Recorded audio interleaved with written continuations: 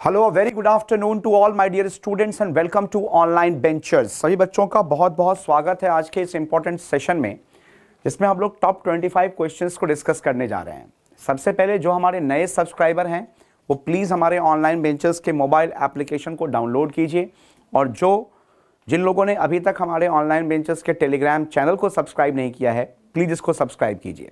चलिए, आज का पहला क्वेश्चन ये है आपके सामने कि who among the following deserves the credit for the construction of Lal Qila in Delhi। निम्न में से दिल्ली में लाल किला के निर्माण का श्रेय इसमें से किसे जाता है? Is it A Sikandar Lodi, B Akbar, C Shahjahan या डी हुमायूं? ये पूछा गया है कि इनमें से जो दिल्ली में स्थित लाल किला है इसके निर्माण का श्रेय जो है, या जो credit of construction of Lal Qila है वो किसको दी? सिंपल शब्दों में कि लाल किला का निर्माण इसमें किसने करवाया था। इससे आसान सवाल हिस्ट्री में हो नहीं सकता, तो आपको ध्यान रखना है इसका आंसर क्या हो जाएगा। तो आप बताओगे Shahjahan. Answer will be C, Shahjahan. अगला सवाल यह है, Indian classical dance has been popularised abroad by which of the following. भारतीय शास्त्रीय नृत्य को किसने विदेशों में लोकप्रिय बनाया है? मलाइका अरोरा, गोपी कृष्णा, उदय शंकर या फिर यामिनी कृष्णमूर्ति? ये बताना है आप लोगों को। जो इंडियन क्लासिकल डांस है उसको भारत से बाहर, इंडिया से बाहर किसने सबसे ज़्यादा पॉपुलराइज किया है, ये क्वेश्चन पूछा गया है आपसे। आप क्या बताओगे इसके अंदर? तो आप इसका आंसर बताओगे। इसका आंसर क्या हो जाएगा? Uday Shankar. C will be the correct answer. अगला सवाल ये है, Madhavpur Mela celebrated is in which of the following states. निम्नलिखित राज्यों में से किस राज्य में माधवपुर मेला लगता है? A is Gujarat, B is Bihar, C is Uttar Pradesh and D is Madhya Pradesh. ये बताना है जो माधवपुर मेला है वो भारत के इसमें से किस राज्य में सेलिब्रेट किया जाता है।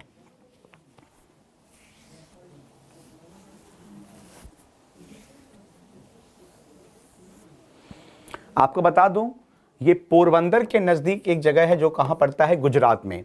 और ये जो माधवपुर है इसके बारे में कहा जाता है, जो तथाकथित लोकप्रियता है वो कही गई है कि वही स्थान है जहां पे भगवान कृष्ण ने रुक्मणी से क्या की थी? शादी की थी। इसको ध्यान रखना है।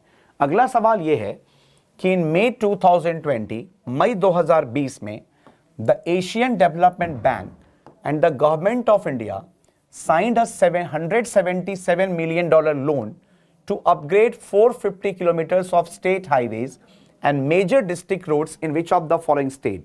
मई 2020 में एशियाई विकास बैंक ADB और भारत सरकार ने 450 किलोमीटर के राज्य राजमार्गों और प्रमुख जिला सड़कों के उन्नयन के लिए $177 मिलियन के ऋण पर हस्ताक्षर किए हैं।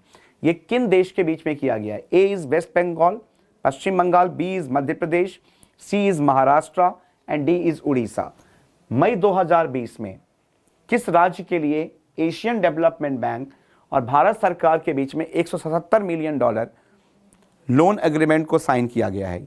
वेस्ट बंगाल, मध्य प्रदेश, महाराष्ट्र या फिर उड़ीसा? ये बताओ आप लोग। तो इसका आंसर आप क्या बताओगे? It's the C option, Maharashtra. अगला सवाल ये है, the French revolution took place in the year. फ्रांसीसी क्रांति किस वर्ष में आरंभ हुई थी? A is 1647, B is 1729, C is 1775 and D is 1789। जो फ्रांसीसी क्रांति है ये इनमें से किस वर्ष में आरंभ हुई थी? The French revolution took place in which of the following year? This is the question for you, please go for the answer. तो आप बताओगे जो फ्रांसीसी क्रांति है इसकी शुरुआत कब हुई थी? 1789 में, 1789। इसको ध्यान रखना है। D is the correct answer. A balloon filled with helium rises in the air because. Helium से भरा गुब्बारा वायु में उड़ने लगता है क्योंकि air exerts an upward force on the balloon. वायु से गुब्बारे को ऊपर उठने का बल मिलता है। द बलून इज वेटलेस, गुब्बारा भारहीन हो जाता है। Helium is less dense then air, helium का घनत्व तो वायु से कम होता है। या helium pushes down on the air below the balloon, helium गुब्बारे के नीचे से वायु को हटा देता है। इसका सही आंसर क्या होना चाहिए? A balloon filled with helium rises in the air because of the which factor. तो आप बताओगे कोई भी चीज जब तैरती है इसका मतलब यह है कि उसका घनत्व जो है तैरने वाले माध्यम के घनत्व से क्या होता है, कम होता है। तो helium is less denser than the air. C will be the correct answer. Which of the following were the sects of Jainism, इनमें से कौन जैन धर्म का संप्रदाय है? श्वेतांबर, दिगंबर, महासंगिका या D option is A and B. इसमें से कौन सा जैन धर्म का संप्रदाय है? देखो हम बुद्ध की बात करें, जैन की बात करें, इन सब के दो अलग अलग संप्रदाय थे, ठीक है ना। तो आपको ध्यान रखना है जैन धर्म का भी जो विभाजन है दो संप्रदायों में, दो सेक्ट्स में हुआ था।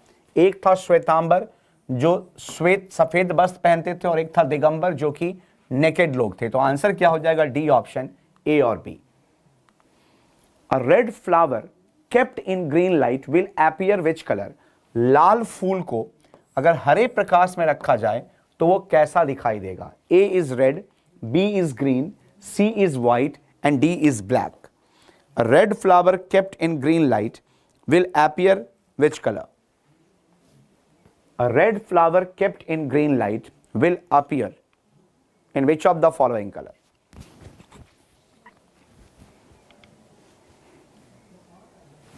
तो आप क्या बताओगे? It's the black. कैसा प्रतीत होगा? तो आप बताओगे बिल्कुल काला। अगला सवाल यह है, the brightest planet is which one? सबसे चमकदार ग्रह कौन सा है? ए जुपिटर बृहस्पति, बी इज मार्स मंगल, सी इज वीनस शुक्र और डी इज मरकरी यानी कि बुध। यह पूछा गया है कि सबसे चमकदार ग्रह कौन सा है इनमें से, ब्राइटेस्ट प्लैनेट कौन सा होगा? जुपिटर, मार्स, वीनस, मरकरी, ये बताओ आप लोग। देखो अगर ब्राइटेस्ट प्लैनेट की बात की जाएगी, सबसे चमकीले ग्रह की अगर बात की जाएगी तो आपको पता है इसका आंसर क्या हो जाएगा? इट्स द वीनस यानी कि शुक्र। इसको हम लोग मॉर्निंग और इवनिंग स्टार भी कहते हैं। The Indian war of independence was written by whom? The Indian war of independence नामक पुस्तक के लेखक कौन थे? Is it A Krishna Varma, is it B madam Cama, is it C Bal Gangadhar Tilak और is it D V D Savarkar? ये बताना है। The Indian war of independence, इसके रचयिता, इसके लेखक कौन थे? The Indian war of independence. तो आप क्या बताओगे? जो इंडियन वॉर ऑफ इंडिपेंडेंस है इसके लेखक थे हमारे कौन? तो आप बताएंगे यहां पे वी डी सावरकर। सबसे कॉमन क्वेश्चन है। Who among the following is known as mother of Indian revolution? भारतीय क्रांति की माता के रूप में किसे जाना जाता है? Rani Lakshmibai of Jhansi, Bhikaji Rustom Cama, Annie Besant या फिर सरोजनी नायडू? ये सवाल पूछा गया है कि who among the following is known as mother of Indian revolution? Mother of Indian revolution के रूप में हम किनको जानते हैं? देखो अगर यह चीज ध्यान रखिएगा, जो बाल गंगाधर तिलक थे, जो लोकमान्य तिलक थे, ये जो हैं उनको कहा जाता है फादर ऑफ इंडियन रिवॉल्यूशन, और जो बीकाजी रुस्तम कामा हैं इनको कहा जाता है mother of Indian revolution. So B will be the correct answer. The first Wimbledon championship was held in which of the following year? पहला विंबलडन चैंपियनशिप कब आयोजित किया गया? 1877, 1884, 1896 या 1863? पहला विंबलडन, देखो आपको पता है 4 ग्रैंड स्लैम्स होते हैं, US open, Australian open, French open और विंबलडन, ये 4 होते हैं, ठीक है ना। तो इससे पूछा गया कि पहला विंबलडन चैंपियनशिप कब हुआ था? तो आप बताओगे 1877 में। और ये वर्ल्ड की पहली ऑफिशियल लॉन टेनिस टूर्नामेंट थी और इसे प्ले किया जाता है कहां पे? तो आप बताओगे ग्रास पे, ठीक है ना। ये बिल्कुल नेचुरल ग्रास कोर्ट पे होने वाला प्रतियोगिता है। अगला सवाल यह है आपसे,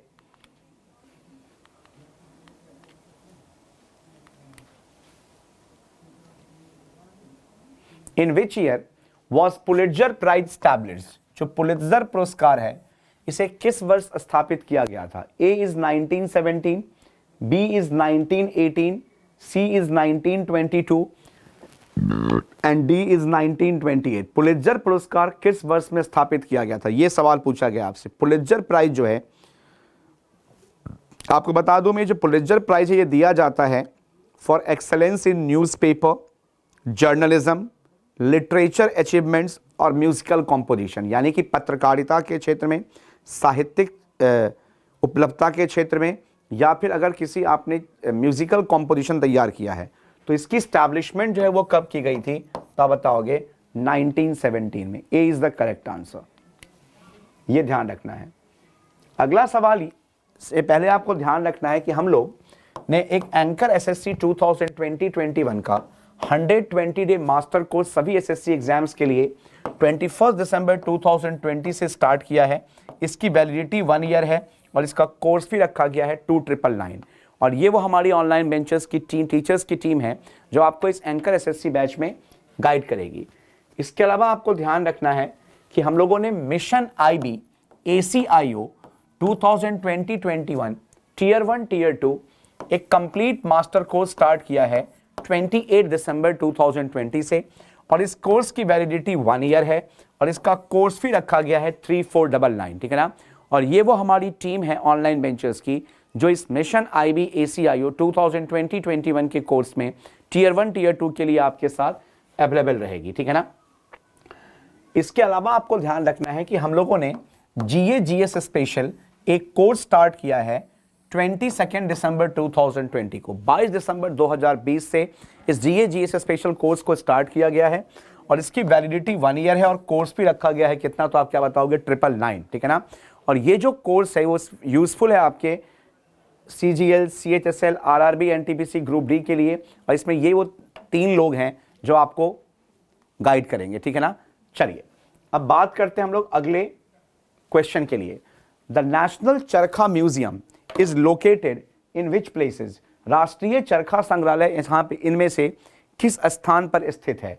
A Calcutta, B Ahmedabad, C Gandhinagar या D न्यू दिल्ली? इसका फटाफट आप लोग कमेंट सेक्शन में जाके मुझे आंसर बताओ कि नेशनल चरखा म्यूजियम जो है वो इनमें से किस स्थान पर स्थित है। This is the question for you. Calcutta, Ahmedabad, Gandhinagar या फिर न्यू दिल्ली? देखो अगर हम लोग नेशनल चरखा म्यूजियम की बात करें तो आपको बता दूं मैं इसे इनॉग्रेट किया गया था 21 मई 2017 को, ठीक है ना, बीजेपी प्रेसिडेंट अमित शाह के द्वारा, और ये है कहां पे, तो नई दिल्ली में।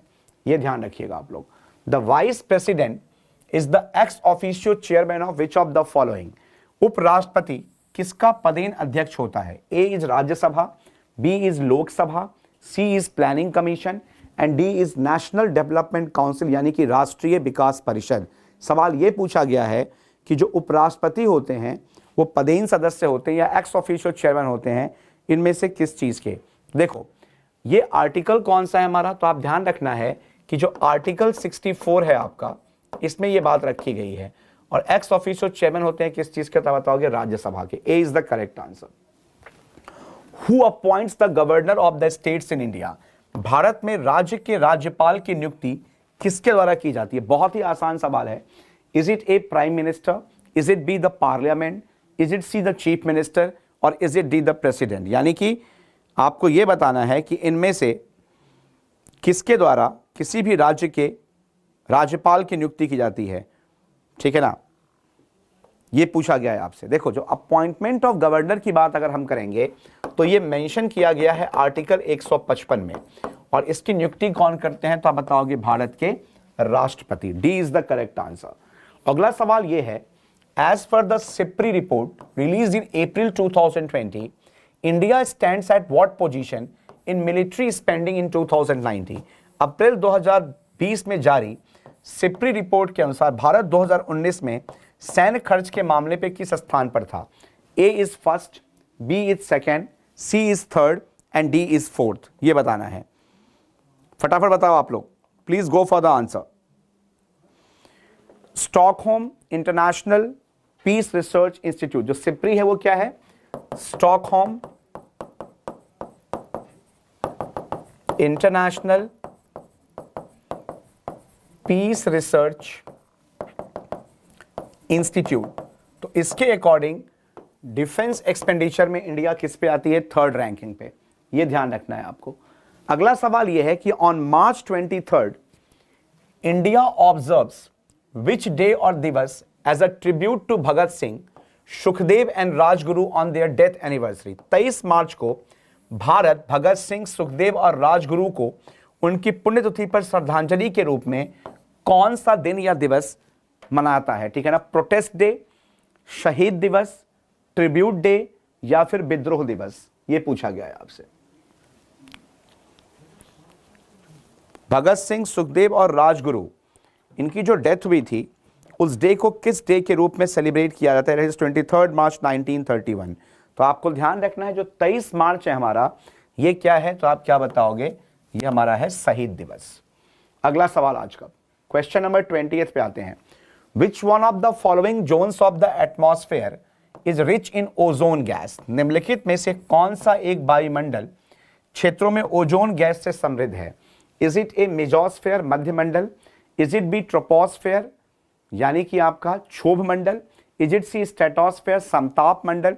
या इज इट डी आयनोस्फेयर यानी कि आयन मंडल? सबसे ज्यादा कॉन्सेंट्रेशन ऑफ ओजोन गैस इसमें से किस लेयर में है, यह पूछा गया है आप लोगों से। फटाफट आंसर कीजिए इसको आप लोग। तो आप बताओगे इसका आंसर क्या हो जाएगा? समताप।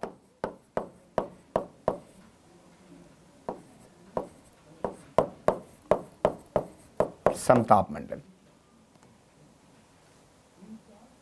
इन द ह्यूमन बॉडी, मानव शरीर में Henle's loop is found in. Henle loop कहां पाया जाता है? इज इट ए इंटेस्टाइन, आंत? इज इट बी किडनी, यकृत, गुर्दा? C is ovary and D is testis. इसमें से आपको यह पूछा गया है कि लूप ऑफ हेनल एक यू शेप्ड पोर्शन होता है ट्यूब का, that conducts urine with each nephron of the kidney of reptiles, birds and mammals। ठीक है ना, ये आप कह सकते हो एक यू शेप्ड ट्यूब होती है जो यूरिन को कंडक्ट करती है। ये कहां पे हो जाएगा? It's the B kidney. Hydrogen bomb is based on the principle of. Hydrogen bomb किस सिद्धांत पर आधारित है? कंट्रोल्ड फिजन रिएक्शन, नियंत्रित विखंडन अभिक्रिया, अनकंट्रोल्ड फिजन रिएक्शन, अनियंत्रित विखंडन अभिक्रिया, कंट्रोल्ड फ्यूजन रिएक्शन, नियंत्रित संलयन अभिक्रिया, या अनकंट्रोल्ड फ्यूजन रिएक्शन या अनियंत्रित संलयन अभिक्रिया, यह पूछा गया है।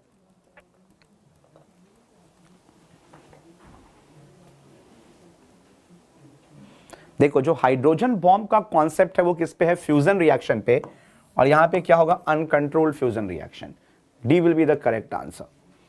अगला सवाल ये है, the place of origin of an earthquake is called. भूकंप की उत्पत्ति की जगह को क्या कहा जाता है?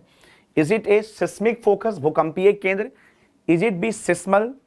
Is it C amphidromic point? या फिर D is all of the above? Place of origin of an earthquake is called what? The place of origin of an earthquake is called is what? तो आप बताओगे भूकंपीय केंद्र यानी कि seismic focus. अगला सवाल यह है, the technique of Pietra dura was used in which monument? Pietra dura की तकनीक किस स्मारक में इस्तेमाल की गई? ये एक आर्ट फॉर्म है, ये कला का एक रूप है। इस टेक्निक को किस में यूज किया गया? हवा महल, ताजमहल, जामा मस्जिद या इन सभी में?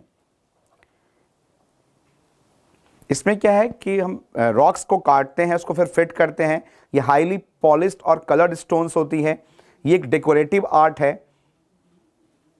और सबसे ज़्यादा जो पिएट्रा ड्यूरा आर्ट है आपको वो कहाँ देखने को मिलेगा? तो आप क्या बताओगे? ताजमहल में। कहाँ पे? ताजमहल में। ये ध्यान रखना है आपको। Pannalal Ghosh played which of the following musical instrument? Pannalal Ghosh निम्नलिखित में से कौन सा वाद्य यंत्र बजाते हैं? इज इट ए फ्लूट, बांसुरी? Is it B sitar? Is it C violin? और इज इट डी संतूर? ये पूछा गया है। Pannalal Ghosh played which one of the following musical instrument? Pannalal Ghosh के द्वारा निम्नलिखित में से कौन सा वाद्य यंत्र बजाया जाता है? ये पूछा गया है। Flute, sitar, violin, santoor.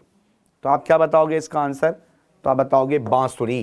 पन्नालाल घोष बांसुरी वादक हैं ये, इसको ध्यान रखिएगा। एक बार फिर आप लोगों को मैं रिमाइंड कर दूं, जो हमारा anchor SSC 2020-21 complete 120 day master course है सभी एसएससी एग्जाम्स के लिए, ये 21 दिसंबर 2020 को स्टार्ट किया गया है। इसकी वैलिडिटी 1 ईयर है और इसका कोर्स भी रखा गया है 2999। और ये वो हमारी पूरी टीम है जो इस कोर्स में आपके साथ जुड़ी रहेंगी। इसके अलावा आपको ध्यान रखना है कि हम लोगों ने mission IB ACIO 2020-21 tier 1 tier 2 एक कंप्लीट मास्टर कोर्स स्टार्ट किया है 28 दिसंबर 2020 से। वैलिडिटी 1 ईयर है और कोर्स फी रखा गया है 3499। और ये वो पूरी टीम है जो इस मिशन IB ACIO 2020-21 के टीयर 1 टीयर 2 बैच के लिए आपके साथ जुड़ी रहेगी। और साथ में आपको ध्यान रखना है यहाँ पे कि जो हमारा GA GS स्पेशल बैच है को कोर्स स्टार्ट किया गया है 22 दिसंबर 2020 को। इसकी वैलिडिटी 1 ईयर है और कोर्स फी रखा गया है 999। और ये जो GA GS स्पेशल बैच है ये बेनिफिशियल है आपके CGL CHSL CPO रेलवे और ग्रुप डी एग्जाम के लिए। इसमें कासिफ सर, मैं चंदन रोशन और जुबैर एहसानी सर आपको गाइड करेंगे, ठीक है ना। इसको ध्यान रखना है आप लोगों को। और ये एक शेड्यूल है, टाइम टेबल है जो हम लोग यूट्यूब पे आपके लिए क्लासेस लेकर के आते हैं SSC और IB एग्जाम्स के लिए। Morning 8 o'clock daily vocab Monday to Saturday Amit sir, morning 11 o'clock reasoning class with Neha ma'am, दोपहर 12 बजे GA class with Kasif sir and me, दोपहर 2 बजे English class with Amit Sisodia sir, शाम 6 बजे मैथ्स विद रणधीर सर, और शाम 7 बजे हमारा जो SSC और रेलवे का जो ऑनलाइन बेंचेस का चैनल है उस पर हम करंट अफेयर्स लेकर के आते हैं, ठीक है ना। So guys please do take a note of it. और आप लोगों का बहुत बहुत धन्यवाद। और ये हमारा ऑनलाइन बेंचेस, आप सभी हमारे ऑनलाइन बेंचेस के यूट्यूब सेशंस को देखने के लिए जो टाइम टेबल मैंने शेयर किया है आपको, उसके लिए आप हमारे ऑनलाइन बेंचेस के SSC रेलवे चैनल्स को सब्सक्राइब कीजिए, ठीक है बच्चों। चलिए, और जो हमारे नए सब्सक्राइबर हैं वो प्लीज हमारे ऑनलाइन बेंचेस के मोबाइल ऐप को डाउनलोड कीजिए। Thank you so much everyone for making this session beautiful. Thanks a lot. Do take very good care of yourself and see you in the next session. Bye bye. Take care.